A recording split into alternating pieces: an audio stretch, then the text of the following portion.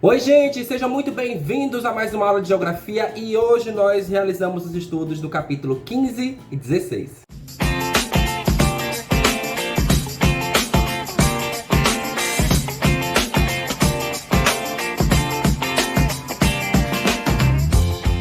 Nesse primeiro momento, nos dedicamos aos estudos do capítulo 15, que fala sobre vegetação brasileira.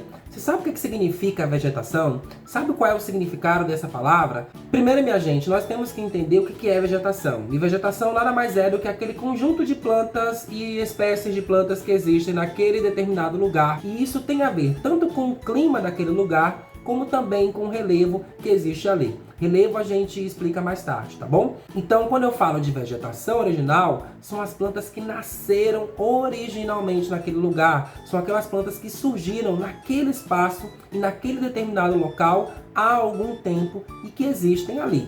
A partir disso, eu também identifico que os processos de transformações humanas vão contribuir para que essa vegetação acabe diminuindo ou que ela não exista mais, porque isso também pode acontecer.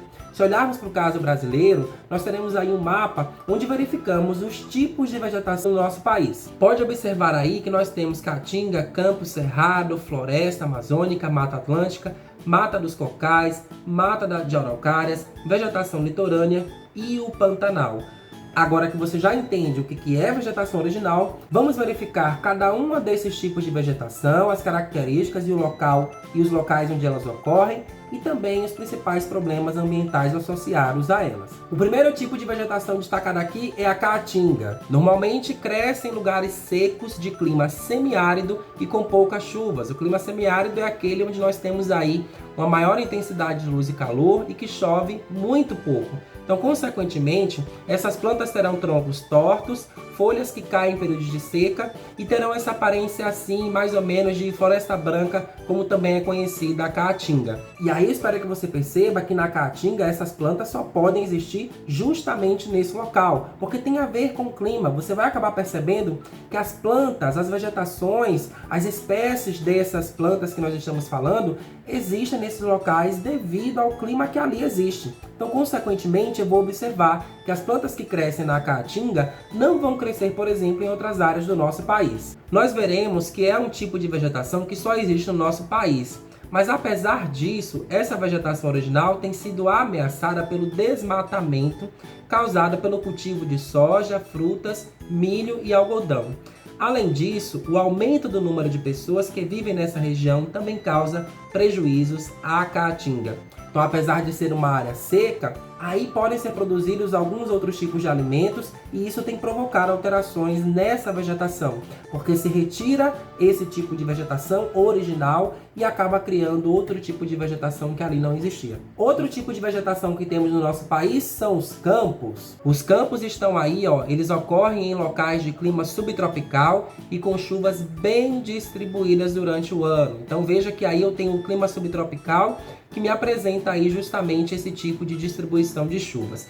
Ocorrem normalmente no sul do Brasil, as plantas são pequenas e rasteiras, com arbustos e gramas. Você vai observar, através das fotos, que as plantas que existem em um determinado local são bem diferentes de outras. Os campos são um dos tipos de vegetação original mais devastados do Brasil. No passado, os pampas gaúchos cobriam a maior parte do território do Rio Grande do Sul. Mas hoje é possível encontrar poucas áreas com esse tipo de vegetação. Isso acontece por conta do desmatamento realizado para o cultivo de soja, que causa a degradação do solo e pode deixá-lo impróprio para o plantio e para o pastoreio. Trata-se de uma área que já é muito utilizada pela pecuária, mas além disso tem sido devastada para a plantação de soja. Outro tipo de vegetação que nós temos aqui é o cerrado, que ocorre em locais de clima tropical, onde as temperaturas são altas no verão e tem aí também um inverno muito bem definido, ou seja, são as duas estações do ano onde nós temos aí um maior equilíbrio, que elas acontecem de maneira bem definida. Você vai observar que as árvores apresentam galhos retorcidos e plantas pequenas, ou seja, nós teremos aí uma diferença, pode ter árvores um pouco maiores e plantas um pouco menores. Normalmente acontece aí nessa faixa do Brasil aí que compreende estados do Mato Grosso do Sul, apresenta aí também Minas Gerais e se estende ali até um pouco mais no norte do nosso país. E aí você vai observar que é um tipo de vegetação que vem sendo desmatado por conta da atividade agropecuária e das queimadas. A destruição dessa vegetação original é maior do que aquela realizada na floresta amazônica, causando vários prejuízos para o clima, para os rios e para o meio ambiente. Observe que o desmatamento vai ser a causa mais recorrente porque nós estamos falando de vegetação. E quando falamos de vegetação, estamos falando de árvores. E quando falamos de vegetação e árvores, estamos falando de desmatamento, que é o maior problema enfrentado pelo nosso território atual, justamente porque o crescimento das cidades, o crescimento da economia depende da exploração dos recursos naturais. Se isso for feito de maneira adequada, tudo bem, mas o que nós estamos vendo aí é que essas vegetações têm sido devastadas justamente por conta da produção e também do desmatamento. Outros dois tipos de vegetação que temos no nosso país são justamente as florestas tropicais e as florestas equatoriais, que ocorrem em climas tropical e equatorial, os nomes já estão dizendo, onde as temperaturas são altas e chove muito durante o ano inteiro.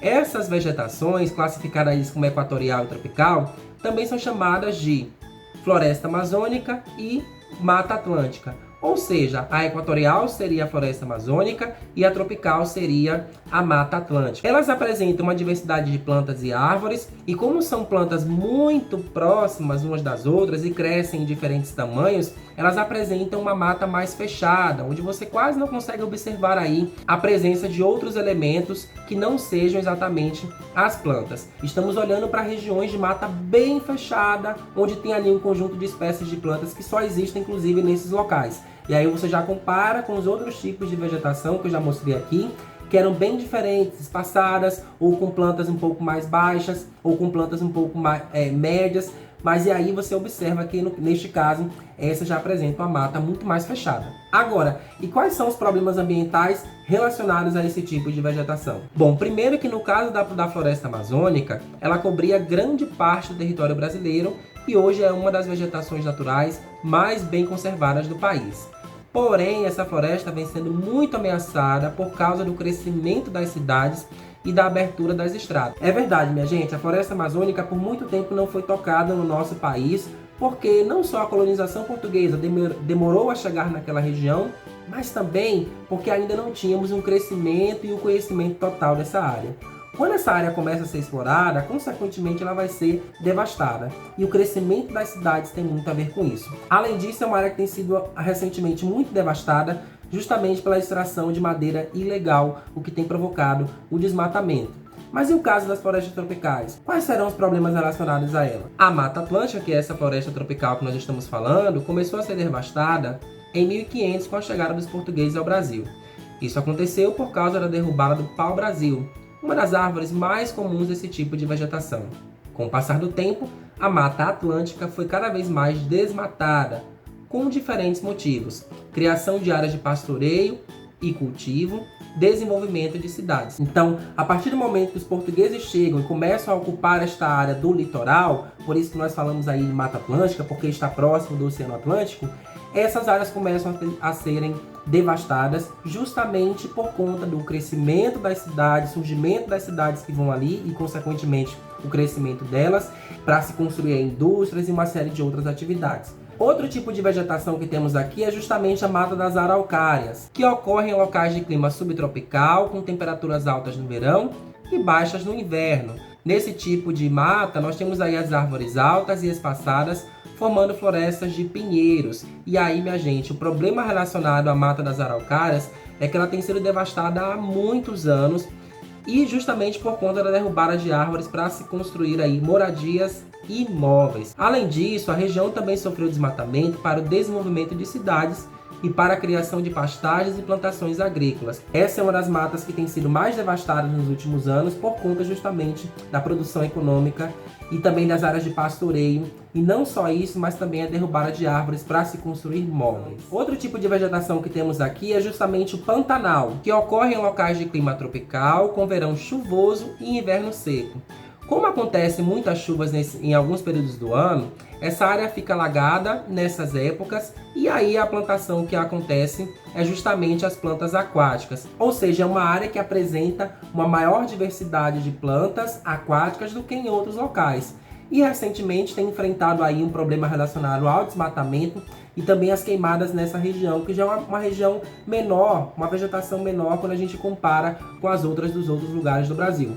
É preciso ter muito cuidado, é preciso continuar debatendo esse assunto e verificar de que maneira a gente consegue conservar essas áreas de vegetação original do nosso país para que a gente continue tendo a diversidade de plantas e continue também favorecendo o nosso planeta. Agora que você já entende o que é a vegetação e a vegetação original e os tipos que existem no nosso Brasil, no capítulo 16, nós verificaremos as diferentes formas da superfície terrestre e também as águas. Na verdade, nós vamos falar sobre relevo e hidrografia. E aí você deve se perguntar, mas o que é relevo? É bem simples, são as diferentes formas da superfície da Terra. Falando assim, parece até difícil de compreender.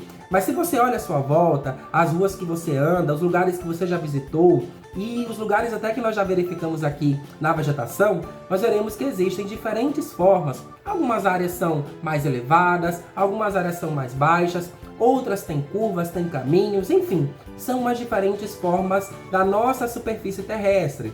Consequentemente, elas vão se dividir em diferentes formas, e essas formas têm nomes: planaltos, planícies, depressões, montanhas, morros e serras. Tati, Rodrigo, mas o que são os planaltos? São as regiões com superfície elevada, formada pelo desgaste das rochas provocado pelas ações do vento ou da água, por mudanças de temperatura, etc. São as áreas mais elevadas quando a gente compara, por exemplo, com as áreas de planícies, que já são mais baixas. E aqui eu já estou te dizendo o que é planície, que nada mais é do que regiões que apresentam superfície plana, com poucas inclinações, sendo localizadas no nível do mar ou em áreas não muito altas. As áreas de planície são as áreas mais baixas, mais planas e mais próximas, por exemplo, do mar. E aí você deve se perguntar assim, mas como é que essas áreas existem? Justamente porque quando ocorre o processo de erosão provocado pela natureza ou pela ação humana, o que é isso, né? O desgaste dos materiais, isso vai sendo levado para outras regiões através do vento, através da água. Consequentemente, essas áreas vão recebendo aquilo que veio das áreas mais elevadas e assim vão formando as planícies, que são esses terrenos mais baixos quando comparamos com os planaltos. E as depressões são áreas mais baixas quando comparadas com terrenos vizinhos. As paisagens características desse tipo de relevo são inclinadas e podem ser planas ou onduladas, sendo representadas por vales e crateras. São as áreas que apresentam inclinações, que não são nem muito altas e nem muito baixas. Então podemos dizer que ela está entre o meio aí dos planaltos e das planícies. Já as montanhas são áreas de terrenos bastante elevados e que apresentam grande inclinação. Esse tipo de relevo é resultado da ação de terremotos e vulcões, mas também pode sofrer erosão por diferentes agentes. Quando existem várias montanhas seguidas umas das outras, elas recebem o nome de cordilheiras. Então aí você percebe que essas áreas mais elevadas, que são as montanhas, também têm um processo de formação de erosão ao longo de milhares de anos, até dar essas formas que nós estamos falando até aqui. E aí, para você entender o que seria essa erosão através dos milhares de anos, nós podemos dizer que existem os agentes naturais de transformação do relevo, ou seja, das superfícies terrestres. E neste caso pode acontecer de diferentes formas e aqui se destacam 3 delas. A primeira é justamente a água. Já viu aquela expressão, água mole em pedra dura, tanto bate até que fura? É justamente isso. A água que bate nas rochas e nessas áreas acabam dando novos formatos a elas, modificando a aparência delas. E não só isso, a água também acaba carregando para outras regiões esses materiais que foram desgastados aí ao longo dos anos. Outra forma que nós temos aqui é a ação do vento, que acabam gerando este processo de transformação, só que de uma maneira mais lenta. Justamente porque ele demora muito mais anos para acontecer, o vento vai esculpindo também essas rochas, vai esculpindo também essas áreas de relevo. E uma outra maneira são os vulcões. que acabam aí provocando grandes transformações no relevo de maneira bastante rápida. Isso acontece pois quando eles entram em erupção, a lava escorre pelas áreas próximas e modifica a superfície terrestre. E aí, minha gente, observe que a própria natureza criando essas transformações, elas acontecem em diferentes épocas e ao longo de muitos anos, ou de maneira mais rápida como os vulcões, mas os seres humanos também modificam e alteram o relevo e a própria natureza.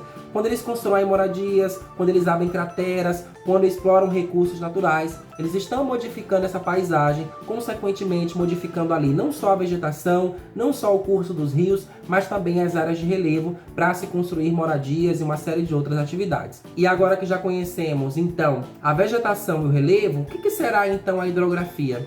Nada mais é do que o estudo das águas que existem no nosso planeta. E essas águas são os mais diferentes tipos. Rios, lagos, lagoas, geleiras, tudo que envolver a água é aquilo que vai ser estudado pela hidrografia, que é essa ciência que busca investigar justamente a ação desse recurso natural, ou a vida que existe ali, os seres vivos que existem naquele local, ou ainda como os rios se comportam ao longo de sua extensão. E quando eu falo de hidrografia, eu estou verificando que ele está espalhado por todo o planeta, que é justamente as águas que nós estamos falando, mas o caso do Brasil é que ele apresenta uma riqueza hidrográfica muito grande. E assim nós verificaremos dois desses rios que são muito importantes para o nosso Brasil. É o caso do Rio Amazonas e o caso do Rio São Francisco. O Rio Amazonas é um dos maiores rios do mundo. Me parece que ele é o segundo rio em extensão e volume de água, que nasce ali no Peru e que se espalha por toda a região norte do nosso país, ganhando aí uma extensão muito grande e criando novos rios a partir dele, como o Rio Negro, o Rio Solimões, o Rio Juruá e tantos outros que existem naquela região.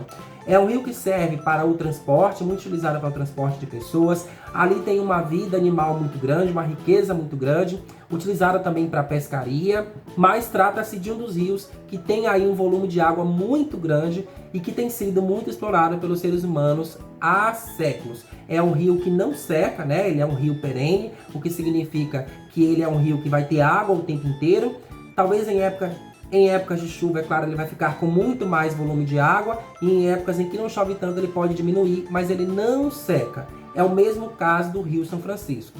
E neste caso, o Rio São Francisco, que já está aqui mais localizada para a região Nordeste, mas que pega aí estados de Minas Gerais, Pernambuco, Bahia, Sergipe e Alagoas, que cruza aí todo o nosso estado e vai desembocar lá no Oceano Atlântico. É justamente um rio muito importante também, que é um rio muito utilizado aí não só para pesca e para navegação, mas também para produção de energia elétrica, porque são instaladas aí usinas hidrelétricas que produzem energia para abastecer a região Nordeste. Então, são dois rios brasileiros perenes, né, como eu disse, rios que não se esgotam, que acabam trazendo aí muitos benefícios para o nosso país. O benefício de nos dar água, mas também o benefício de nos trazer aí energia elétrica. É isso, gente. Espero que você tenha gostado dessa aula e a gente continua conversando sobre esses assuntos no nosso próximo encontro, tá certo? Beijo grande, minha gente. Até a próxima aula. Tchau!